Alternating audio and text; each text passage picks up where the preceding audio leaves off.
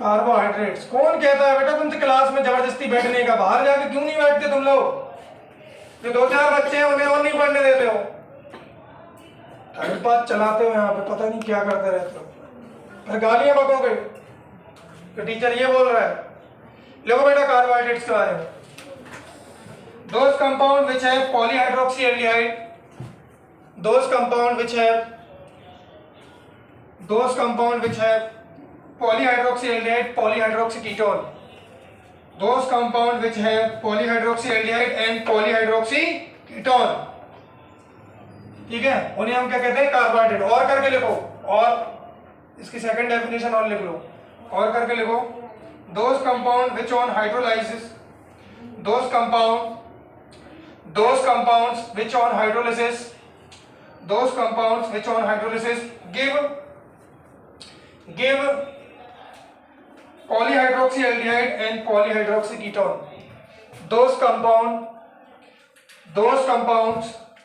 which on hydrolysis give polyhydroxyaldehyde and polyhydroxyketone.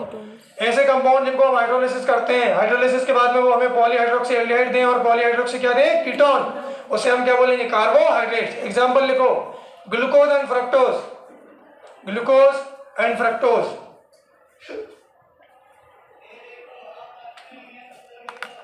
अब देखो glucose fructose क्यों लिया है?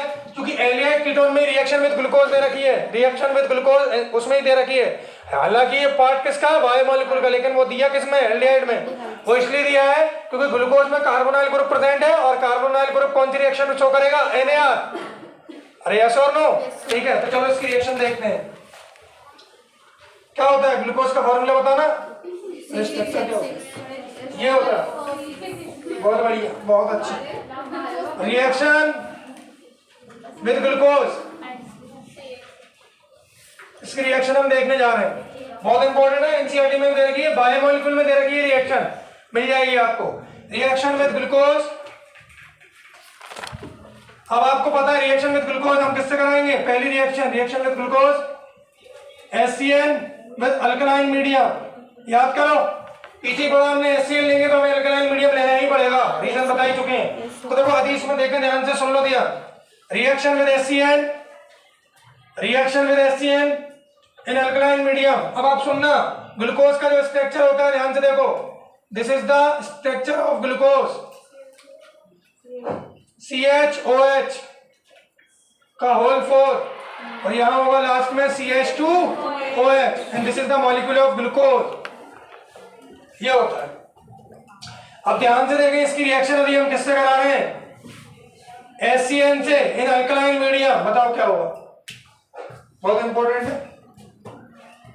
हाँ जी, अब हमें पता है रिएक्शन NAR है, तो NAR रिएक्शन क्या होगी? कार्बोनाइल पर। यहां हो सकती नहीं, यहां भी नहीं हो सकती, कहां होगी? ऊपर। यहां भी हम देखें तो देखो H पर प्लस, CN पर नेगेटिव, यहाँ पर अटैक करेगा, ये ओपन हो जाएगा। अल्टीमेटली देखो, आपको मैं बना के बता रहा हूँ जो प्रोडक्ट हमें मिलेगा। अच्छा, फिर इसके बाद में H प्लस जुड़ जाएगा, तो ऊपर देखो क्या बनेगा,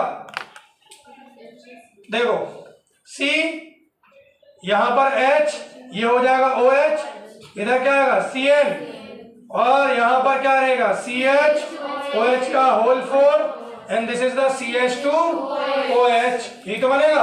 अब देखो मॉलिक्यूल में साइनोहाइड्रेन बना है, लेकिन क्या ओनली साइनोहाइड्रेन है क्या? इसको स्पेसिफाई नाम देना पड़ेगा। कौन सा साइनोहाइड्रेन बना है? ग्लूकोज साइनोहाइड्रेन।